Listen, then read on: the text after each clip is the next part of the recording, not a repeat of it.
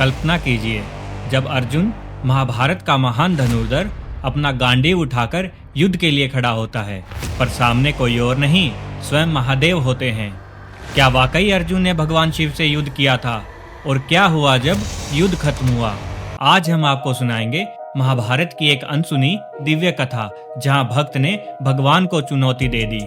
महाभारत युद्ध की तैयारी चल रही थी। कर्ण को इंद्र से शक्ति मिल चुकी थी और अर्जुन भी एक दिव्य अस्त्र चाहता था जो असंभव को भी संभव बना सके। वो अस्त्र था पाशुपतास्त्र, जो सिर्फ एक ही दे सकता था, और वो थे भगवान शिव। इसीलिए अर्जुन तपस्या के लिए हिमालय चला गया। अर्जुन ने एक पैर पर खड़े होकर कठोर तपस्या की।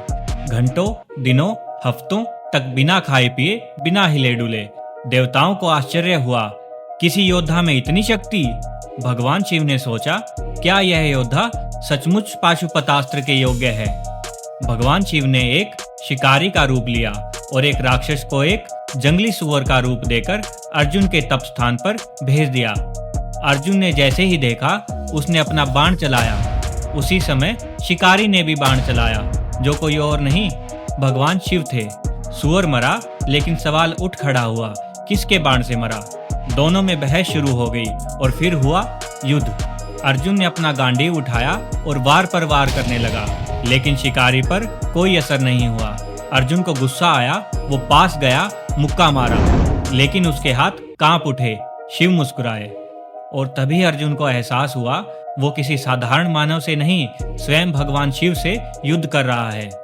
अर्जुन तुरंत झुक गया और शिव के चरणों में गिर पड़ा। हे महादेव, मैं आपको पहचान नहीं पाया। आप ही मेरे ईश्वर हैं, मेरी शक्ति हैं। भगवान शिव मुस्कुराए और बोले, भक्त, तुमने मेरी परीक्षा उत्तीर्ण की, तुम योग्य हो। ये लो पाशुपतास्त्र। और फिर उन्होंने अर्जुन को पाशुपतास्त्र का दिव्य वरदान दिया। इस कथा में सिर्फ युद्ध नहीं, बल्कि भक्ति और विश्वास की परीक्षा है। अर्जुन ने भगवान से युद्ध नहीं किया, वो तो अपने अहंकार से युद्ध कर रहा था। भक्त जब तपस्या करता है तो भगवान परखते हैं, लेकिन जब समर्पण करता है तो भगवान भी झुक जाते हैं। अगर आपको अर्जुन और शिव की ये कथा प्रेरणादायक लगी तो वीडियो को लाइक करें, शेयर करें और कमेंट में बताइए, क्या भगवान शिव ने आपको कभी किसी रूप में परखा है?